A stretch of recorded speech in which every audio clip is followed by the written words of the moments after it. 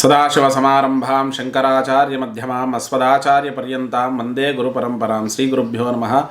2024 సంవత్సరం క్రోధీనామ సంవత్సర పంచాంగ ఫలితాలలో మీనరాశి వారికి ఎలా ఉందో ఒకసారి చూద్దాం. మరి ఈ మీనరాశి వారికి ప్రస్తుతం మీనరాశిలో వచ్చే నక్షత్రాల గురించి చూసినట్టయితే పూర్వాభాద్ర 4వ పాదం, ఉత్తరాభాద్ర 1, 2, 3, 4 పాదాలు, అలాగే రేవతి 1, 2, 3, 4 పాదాలు ఈ మీనరాశిలోని నక్షత్రాలు. దాని ఆదాయం వచ్చేసి 11, వ్యయం 5 ఉంది. అలాగే రాజపూజ్యం 2, అవమానం 4 ఉంది. మంచి ఆదాయ వనరులు అయితే ఎక్కువగా మనకు సూచిస్తున్నాయి. మంచి పేరు ప్రతిష్టలు, ఆదాయంలో అధిక అభివృద్ధి అనేది కలుగుతుంది. ఇక రాజపూజ్యం 2, అవమానం 4గా మనకు సూచిస్తుంది. గురువు 3వ స్థానంలో సువర్ణమూర్తిగా ఉన్నాడు. అలాగే శని 12వ స్థానంలో రజతమూర్తిగా ఉన్నాడు. రాహుకేతువులు 1, 7 స్థానాల్లో తామ్రమూర్తిగా ఉన్నాడు. ఇక్కడ గురువు మిశ్రమ ఫలితాలనే సూచిస్తున్నాడు. 3వ స్థానం కొంత మిశ్రమమైనటువంటి ఫలితాలు, అంటే అంత అనుకూలత ఉండదు, పూర్తి వ్యతిరేకత ఉండదు, ఆశించినంత గొప్ప ఫలితం అయితే ఉండకపోవచ్చు. ఏదైనా కూడా మానసికంగా కానీ ఉద్యోగపరంగా కానీ కొంత ఒత్తిళ్లు ఎదుర్కొనే అవకాశం ఈ బృహస్పతి వల్ల కలుగుతుంది. శని ప్రభావం వల్ల ఖర్చులు అధికంగా ఉండడం, కుటుంబంలో చికాకులు, ఏదైనా కూడా ఆర్థిక లోటు అనేది శని ప్రభావం వల్ల ద్వాదశంలో ఉండడం వల్ల కలుగుతుంది. రాహుకేతువులు జన్మరాహు, సప్తమకేతువు. సో మీనరాశి వారికి మొత్తం కొంత వ్యతిరేకత అయితే సూచిస్తుంది. అయినప్పటికీ కూడా పరిష్కారాలు చేసుకుని ముందుకు వెళ్ళండి. అంత తీవ్రమైనటువంటి ఇబ్బందులు అయితే ఉండకపోవచ్చు. మరి మీనరాశి వారికి చూసుకున్నట్టయితే మానసిక సంఘర్షణ ఎక్కువగా ఉంటుంది. రాహు జన్మంలో ఉన్నాడు కాబట్టి ఏ పని చేసినా కూడా సంశయంతో ముందడుగు వేయడం, దానివల్ల కొంత ఇబ్బందులు కలగడం, పక్క వాళ్ళ యొక్క ఇన్ఫ్లుయెన్స్ వల్ల నిర్ణయాలు తీసుకోవడం, వాటి వల్ల కొంత చికాకులు కలగడం అయితే మనకు సూచిస్తుంది. కాబట్టి పక్క వాళ్ళ నిర్ణయాల మీద మీరు డిపెండ్ కాకండి. మీరు ఇండివిజువల్గా మీ యొక్క వ్యక్తిగతమైనటువంటి నిర్ణయాల మీదనే మీరు ముందడుగు వేయండి. ఇక దాంతోపాటు ఆర్థికంగా కూడా మిశ్రమంగా ఉంటుంది. ఆశించినంత గొప్పగా ఉండకున్నా కూడా కొంత సామాన్యమైనటువంటి పరిస్థితి అయితే ఉంటుంది. కుటుంబపరమైన విషయాలలో కొంత ప్రశాంతత ఉంటుంది.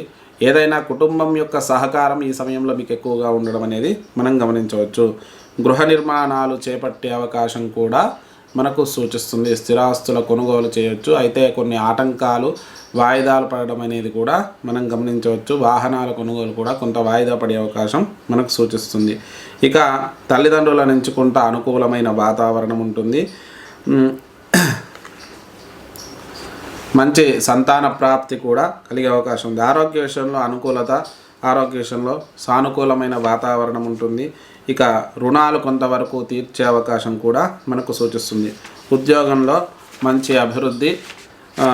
విద్యార్థులకు చూసుకున్నట్టయితే ఆశించిన దానికంటే కొంత తక్కువ వచ్చే అవకాశం ఉంది. ఎందుకంటే బృహస్పతి బలహీనంగా ఉన్నాడు కాబట్టి విద్యాయోగం అనేది కొంత తక్కువగా ఉంటుంది. అధికంగా శ్రమించాలి. మీరు ఆశించిన దానికంటే ఎక్కువ శ్రమిస్తే మీరు ఆశించినంత వచ్చే అవకాశం ఉంటుంది. అలాగే సంతానపరమైన విషయాల్లో కొన్ని చికాకులు కలిగే అవకాశం మీనరాశి వారికి సూచిస్తుంది. ఇక రుణ బాధ కూడా కొంతవరకు ఉండే అవకాశం ఉంది. విద్యార్థులకైతే ఉద్యోగపరంగా చూసుకున్నట్టయితే మంచి అనుకూలమైన సమయం ఉన్నప్పటికీ కూడా ఆటంకాలు ఎక్కువగా ఉంటాయి. ఏదైనా చుట్టూ ఉన్న వాళ్ళ వల్ల మీ ఉద్యోగంలో మీకు చికాకులు కలిగే అవకాశం ఉంది. కొత్త ఉద్యోగ ప్రయత్నాలు చేసినా కూడా ఆలస్యంగా వచ్చే అవకాశం ఉంది. శీఘ్రంగా చేయగానే రావడం అనేది కుదరకపోవచ్చు. కొంత సమయం తీసుకుంటుంది. వచ్చే అవకాశం ఉంది, అయినప్పటికీ కూడా ఆలస్యమైతే అవుతుంది. వ్యాపార రంగంలోని వారికి మిశ్రమంగా ఉంటుంది. సినీ రంగాల వారికి కూడా మిశ్రమమైన ఫలితాలే గోచరిస్తున్నాయి. రాజకీయ నాయకులకు వ్యతిరేక ఫలితాలు అయితే గోచరిస్తున్నాయి మీనరాశి వారికి. అలాగే రవాణా రంగాలు, రక్షణ రంగాలు, ఇవన్నీ కూడా కొంత సామాన్యమైనటువంటి స్థితిగతులు అయితే మనకు సూచిస్తున్నాయి. ఇక గవర్నమెంట్ జాబ్ ట్రై చేసిన వారికి ఈ సంవత్సరం అయితే ఆశించినంత ఫలితం అయితే రాకపోవచ్చు. మీకు నిరాశ ఎదురయ్యే అవకాశం ఉంది. కాబట్టి గవర్నమెంట్ జాబ్ గురించి ఎదురు చూసే ప్రయత్నం చేయకుండా ఉన్నంతలో మీకు అనుకూలమైనటువంటి ఉద్యోగ ప్రయత్నం చేసుకోండి. ఇక ఖర్చులు కూడా అధికంగానే ఉంటాయి. ఊహించని ఖర్చులు ఎక్కువగా వస్తాయి. కుటుంబపరమైన ఖర్చులు కానీ వ్యక్తిగతమైనటువంటి ఖర్చులు కానీ ఎక్కువగా ఉండడం అనేది మనకు సూచిస్తున్నాయి.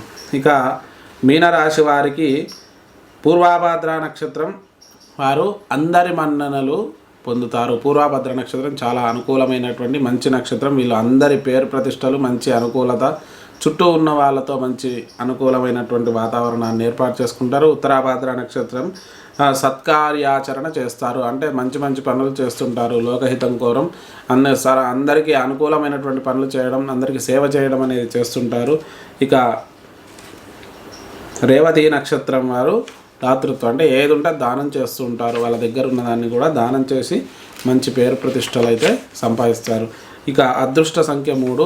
మరి ఈ మీనరాశి వారు చేసుకోవాల్సిన పరిష్కారాల గురించి చూస్తే ముఖ్యంగా సుబ్రహ్మణ్యేశ్వర ఆరాధన చేసుకోండి, సుబ్రహ్మణ్య దేవాలయ దర్శనం చేసుకోండి, సుబ్రహ్మణ్యేశ్వర స్వామికి పంచామృతాలతో అభిషేకం చేయించండి, మంగళవారం రోజు మినుములు ఉలువలు దానం ఇవ్వండి.